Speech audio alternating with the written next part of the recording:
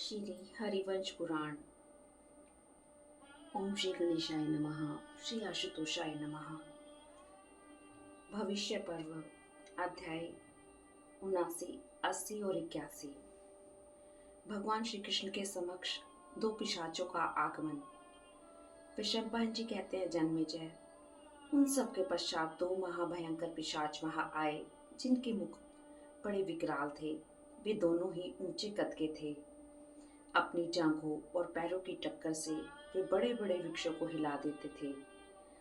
वे दोनों निरंतर कृष्ण कृष्ण, माधव इत्यादि नामों का कीर्तन करते थे। वे कहते थे, हमें भगवान विष्णु का दर्शन कब होगा? वे इस समय कहाँ होंगे? हमारे स्वामी श्री हरि का निवास स्थान कहाँ है? हम किस तरह उनके दर्शन का प्रयत्न करें? इस तपोवन में देवेश्वर श्री हरि कहाँ होंगे, जो साक्षात इंद्र के छोटे भाई हैं तथा जिनके नेत्र प्रफुल्ल कमल दल के समान विशाल हैं? वे श्री हरि कहाँ मिलेंगे, जिन्हें भक्तजन पुंडरीकाक्ष कहते हैं और ब्रह्म ज्ञानी पुरुष ब्रह्म कहते हैं? उन्हीं अजन्मा एवं सर्वव्यापी परम पुरुष का दर्शन करने के लिए हम उद्यत हुए हैं। प्रलय काल में ये तीनों लोग जिन जगदीश्वर में प्रवेश कर जाते हैं, उन अजन्मा विश्व सृष्टा श्री हरि का इस समय हम कैसे दर्शन करेंगे, जो समस्त प्राणियों के निवास स्थान है? ये संपूर्ण लोक जिनका ही विस्तार है, उन्हीं सर्वेश्वर देव श्री हरि का दर्शन करने के लिए इस समय हम लोग प्रयत्नशील हैं।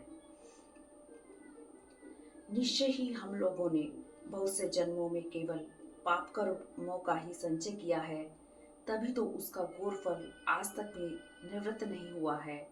हम इस समय भी झुंड के झुंड कुत्ते साथ लिए प्राणियों का वध करने पर तुले हुए हैं। जगत के प्राणी पहले बावल अवस्था में स्थित होते हैं, उस समय उनका चित्त अज्ञान से आवृत होता है। इस कारण वे कर्तव्य और अकर्तव्य को नहीं जानते। तदंतर जब वे युवावस्था में प्रवेश करते हैं, उस समय विषयों के आकर्षण से उनकी बुद्धि भ्रांत हो जाती है, साथ ही उनके पास विषयों का संग्रह भी बढ़ जाता है। अतः विषयों में रचे पचे रहकर वे कभी अपने कल्याण के लिए यत्न नहीं करते। जिनका चित्त विषयों से आविष्ट हो जाता है, वे मनुष्य यह नहीं समझ पाते कि कल्याणकारी कर्म क्या है। तत्पश्चात जब वृद्धावस्था आती है, तब वे बहुत सी व्याधियों द्वारा घिर जाते हैं। नाना प्रकार के दुख देने वाले भयंकर ज्वर आदि रोग उन्हें धर दबाते हैं। फिर इधर उधर भटकने वाली इंद्रियों के वशीभूत होकर वे अपने कल्याण के लिए यत्न नहीं कर पाते। तदंतर मृत्यु हो जाने पर वे जीव गर्भवास में आते हैं और विष्ठा एवं मूत्र की कीट से भरे हुए घोर गर्भाशय में अनेक प्रकार के दुखों से आक्रांत होकर निरंतर निवास करते हैं। इसके बाद वे उस घोर गर्भ से च्युत होकर पुनः संसार चक्र में पड़ जाते हैं। यहाँ भी वे एक दूसरे की हिंसा करते हुए पाप कर्मों के ही संचय में लगे रहते हैं। इस प्रकार दुखों से भरे हुए महाघोर संसार में वे अज्ञानवश सदा नाना प्रकार के पाप कर्म ही किया करते हैं। संसार की यह महत्ता सभी प्राणियों में विस्तार पूर्वक व्याप्त है। शस्त्रों के प्रहार से तथा और भी बहुत से लौकिक उपायों द्वारा इस संसार का उच्छेद नहीं किया जा सकता। ओछी बुद्धि वाले मनुष्य इस संसार से विरक्त नहीं होते हैं। वे सोचते हैं कि मैं इस नरेश का वध करके इससे यह धन हर लूंगा, इस धन को चुराकर घर ले जाऊंगा और उसे उपभोग में लाऊंगा। यह शांत और दुर्बल है और मैं बलवान हूँ, मैं इसे डांट फटकार कर इसका धन हर लूंगा। इन्हीं चिंताओं में व्यग्र हुए मूर्ख मनुष्य दूसरे प्राणियों को पीड़ा देने का प्रयत्न करते रहते हैं। दुख के मूल कारण इस संसार रूपी रोग को सदा के लिए सब प्रकार से मिटाने के निमित्त एकमात्र उत्तम औषधि शंख चक्र और गदा धारण करने वाले आदिदेव पुराण पुरुष तथा ब्रह्मवेताओं के आत्मा भगवान श्री हरि ही हैं। अतः हम लोग सर्वथा संपूर्ण प्रयत्न करके श्री हरि का दर्शन करेंगे। इस प्रकार की बातें करते हुए वे दोनों पिशाच भगवान श्री कृष्ण के सामने प्रकट हुए। अध्याय 80 घंटाकर्ण और भगवान श्री कृष्ण का एक दूसरे को अपना परिचय देना तथा घंटाकर्म द्वारा भगवान विष्णु का स्तवन एवं समाधि लाभ। वैशंपायन जी कहते हैं, जन्मेजय, तदंतर उन भगवान श्री कृष्ण ने उन दोनों महाभयंकर मांसभक्षी पिशाचों की ओर देखा जो हाथ में विशाल मशाल लिए हुए आए थे। उन दोनों पिशाचों ने भी सुखपूर्वक आसन पर बैठे हुए लोकेश्वरों के भी ईश्वर देव की नंदन श्री कृष्ण को देखा। उन्हें देखकर वे दोनों पिशाच उन केशव के निकट गए और उन्हें अपने बीच में करके उनसे इस प्रकार बोले, महाप्रवर, आप कौन हैं? किसके पुत्र हैं?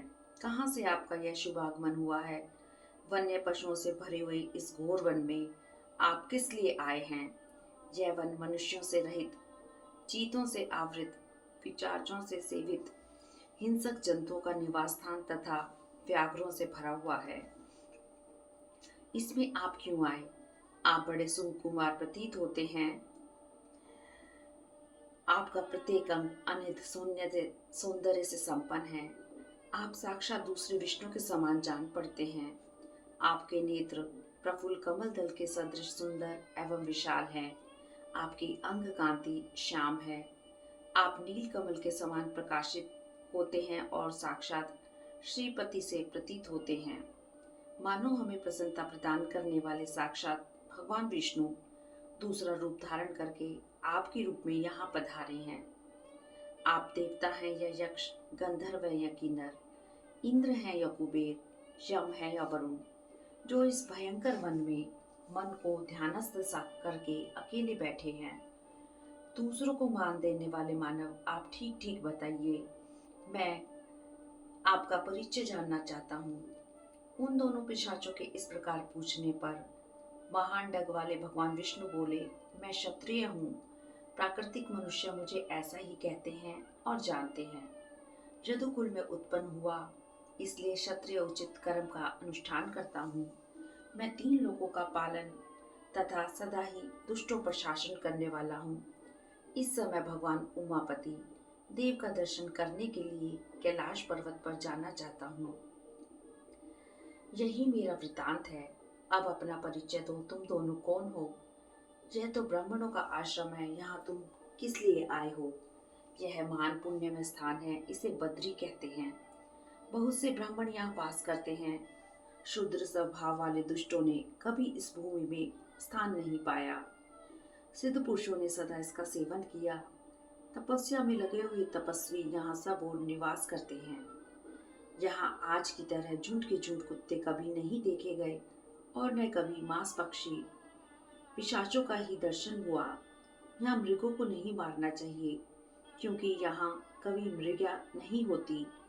जो शूद्र स्वभाव वाले कृतज्ञ और नास्तिक मनुष्य हैं, उन्हें इस द्वीप में तीर्थ में कदापि प्रवेश नहीं करना चाहिए। मैं इस देश का रक्षक हूँ, इसमें संशय नहीं।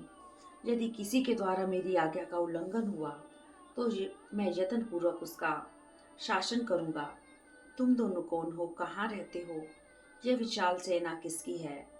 इससे आगे इस वन में प्रवेश नहीं करना चाहिए, क्योंकि वहाँ ऋषि रहते हैं। उन तपस्वी ऋषियों की तपस्या में विघ्न पड़ सकता है। सब लोग यहीं ठहर जाएं और सुखपूर्वक बातें करें, अन्यथा मैं वाणी द्वारा, बल द्वारा भी रोकूंगा।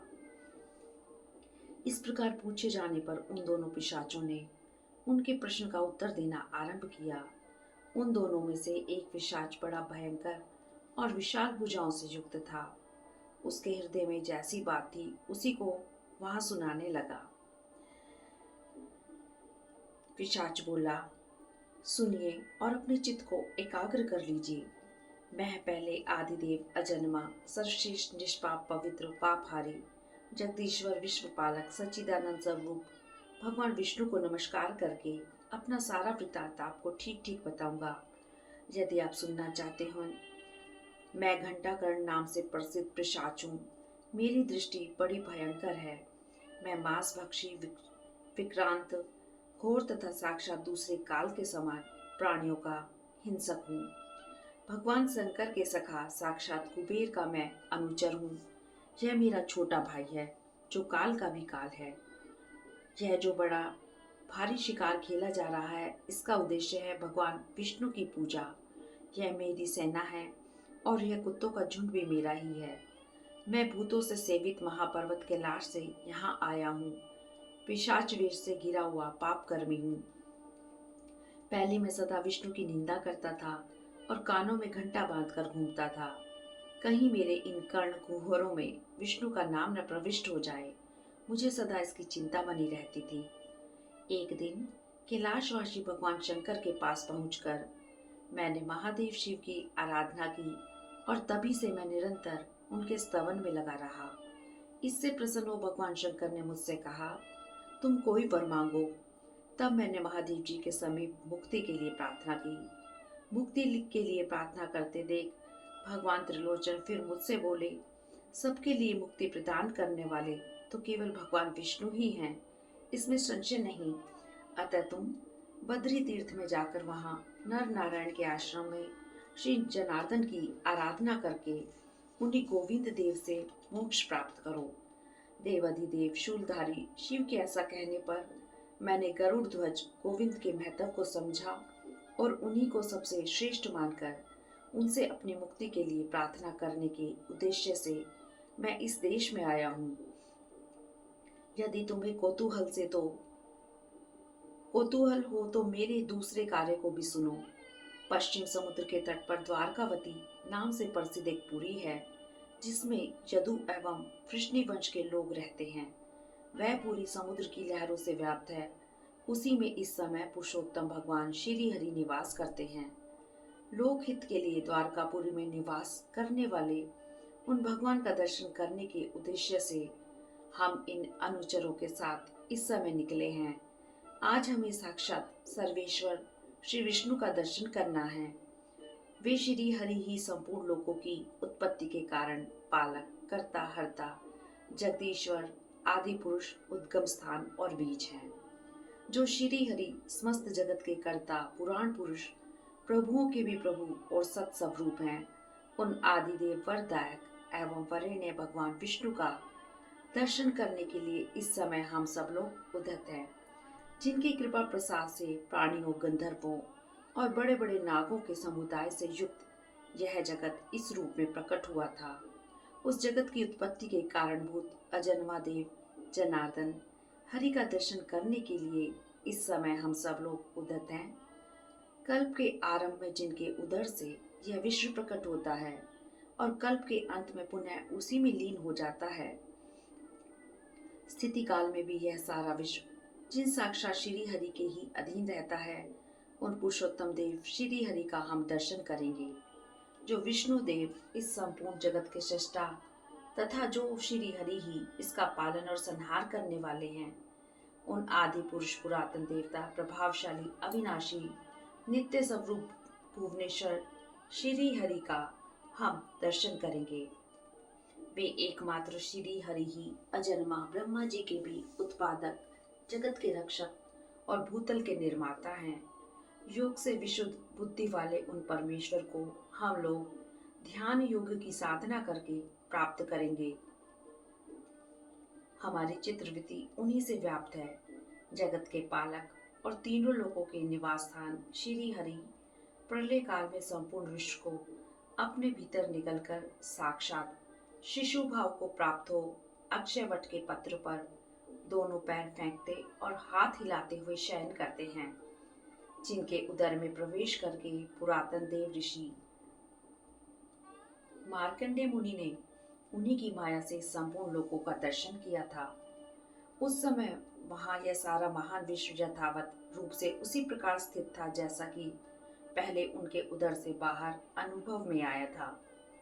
पूर्व काल में इस संपूर्ण जगत को अपने भीतर लीन करके वे महात्मा पुरुषोत्तम एक अर्णव के जल प्रवाह में शयन करते थे और देवी लक्ष्मी हाथ से चवर ढुलाती हुई उनकी सेवा कर रही थी।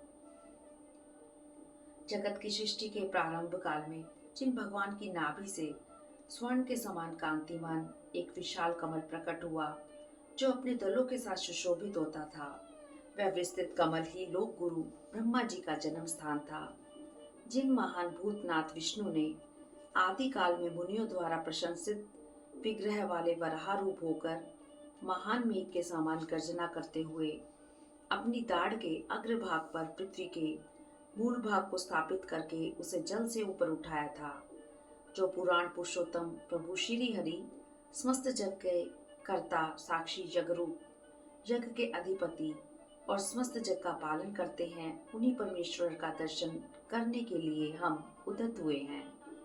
कोई आराधक उन विष्णुदेव का इंद्र आदि अनेक देवताओं के रूप में वर्णन करते हैं, तो कोई उपासक इन पुराण पुरुष का एक रूप में ही चिंतन करते हैं। वेदांत शास्त्र में प्रतिपादित विशुद्ध अद्वैत सत्ता से युक्त उन परमेश्वर का दर्शन करने के लिए हम लोग उद्यत हुए हैं। एक श्रेणी के विद्वान श्रुति समृद्धि और न्याय में अपने चित्त को लगाए रखकर जिन परमेश्वर अनेक रूपों में अनेक प्रकार से वर्णन करते हैं, उन पुराण वेता पुरुष जिन्हें सबका आत्मा और अजन्मा बताते हैं, उन्हीं सर्वेश्वर का दर्शन करने के लिए हम उदित हुए हैं। तदंतर सुखासन पर बैठकर वह कुत्ता बालक पिशाच समाधि के लिए यत्न करने लगा। उस समय वह भयानक पिशाच एक चित हो भक्त वत्सल भगवान केशव को नमस्कार करके इस मंत्र में स्तोत्र का पाठ करने लगा। उन चक्रधारी भगवान वासुदेव को नमस्कार है। सबके भीतर निवास करने वाले देवता आप बुद्धिमान गदाधर को नमस्कार है। प्रभावशाली सर्वव्यापी सच्चिदानंद घन नारायण देव को नमस्कार है। केशव आपके कीर्तन से मेरे मन की शुद्धि हो जाए। इंद्रियों के नियंता नारायण, अब पुनः मुझे ऐसा दुखप्रद भयंकर जन्म न प्राप्त हो, मैं आपके स्मरण से देवदूत हो जाऊं। आपके चक्र के प्रहार से मेरा यह शरीर नष्ट हो जाए और फिर मुझे यह संसार बंधन प्राप्त ना हो, यही मेरी प्रार्थना है। आप याचकों के लिए कल्प वृक्ष हैं, सदा सबके दाता हैं देवेश्वर। जहाँ जहाँ मेरा जन्म हो वहाँ वहाँ आप मेरे हृदय में विराजमान रहे, यह मेरी दूसरी प्रार्थना है। देव आपको नमस्कार है, देव आपको नमस्कार है। इस प्रकार मेरी प्रार्थना सदा निर्विघ्न चलती रहे। आपको सदा ही मेरा नमस्कार है। जब मेरा मरण काल उपस्थित हो, उस समय मेरी स्मरण शक्ति में भ्रम न उत्पन्न हो, मैं उस समय भी आपका ही स्मरण करता रहूं। देव प्रतिदिन और प्रतिक्षण मेरा चित्त आप में ही स्थिर रहे। आप मुझे ऐसी ही प्रेरणा देते रहें। आपके चित्त में कभी ऐसा भाव न आए कि यह क्रूर है, पिशाच है, इस पर क्या दया हो सकती है। प्रभु आप तो ऐसा ही विचार करें कि यह बेचारा मेरा सेवक है। प्रभु आपको नमस्कार है। आप ऐसी कृपा करें जिससे मेरे द्वारा दूसरों को पीड़ा न पहुंचे तथा अब मेरी इंद्रियां विषयों में न फंसें। केशव अंतकाल में आपकी कृपा से मेरी भी ऐसी स्थिति हो। पृथ्वी मेरी घ्राणेन्द्रियों को ग्रहण करे, जल मेरी रस इंद्रियों को अपना ले, सूर्य मेरी नेत्र इंद्रियों को तथा वायु मेरी त्वचा अपने में संयुक्त कर ले।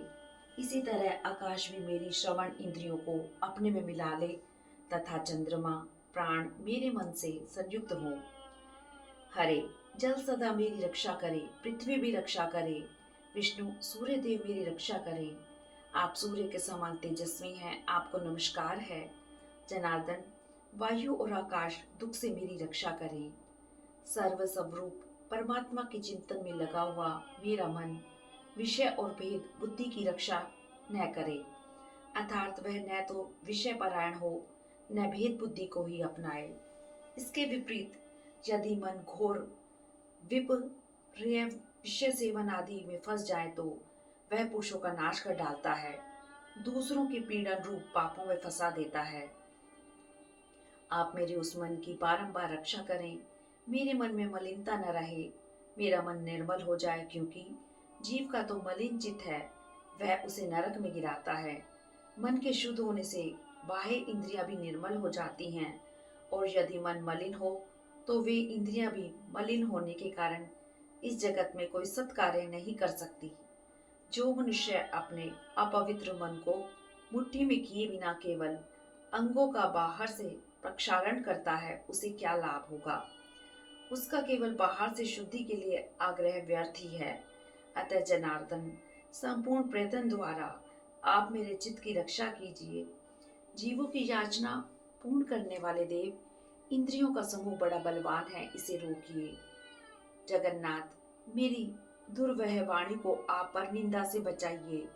मेरे मन को पराय धन और पराई स्त्री से दूर रखिए। केशव, आपकी कृपा से मेरे मन में सब प्राणियों के प्रति दया हो। आप में ही मेरी अविचल भक्ति हो और समस्त प्राणियों के प्रति दया हो। इस विषय में बहुत कहने से क्या लाभ, मेरी यह एक ही बात सुन लीजिए। देवेश्वर जनार्दन, सुख में दुख में, राग और भोजन में, चलने फिरने में तथा जागृत और स्वप्न अवस्था में सर्वत्र आप में ही मेरा मन रमण करे। आपको नमस्कार है। इस तरह बोलता हुआ वह पिशाच, अत्यंत भयंकर पिशाच, जो केवल जाति से निम्न कोटि का था, हृदय से नहीं समाधिस्थ हो गया।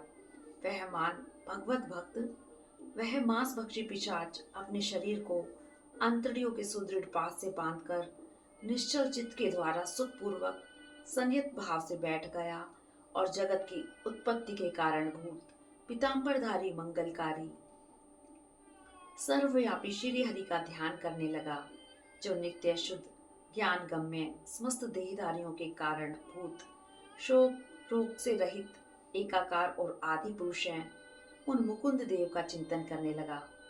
नासिका के अग्र भाग पर दृष्टि जमाए सनातन ब्रह्म स्वरूप प्रणव का जप करते हुए वायु शून्य प्रदेश में चलने वाले दीपक की भांति अविचल भाव से स्थित हो वह निरंतर प्रणाम एवं मंत्र पाठ करने लगा।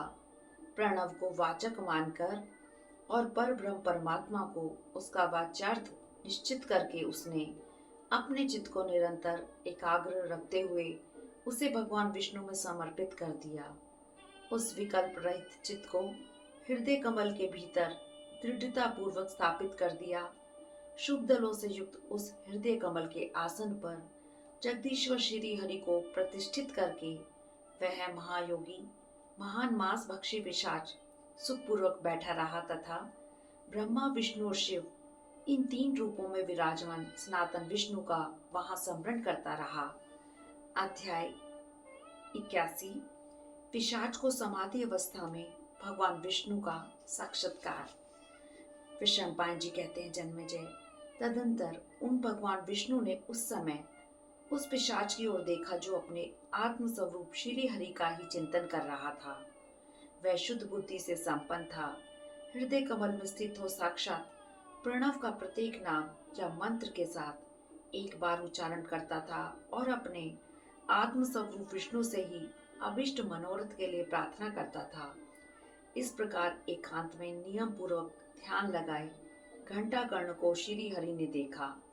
उस समय उन जगदीश्वर श्री हरि ने सोचा कि इसके पुण्य संचय में क्या कारण है।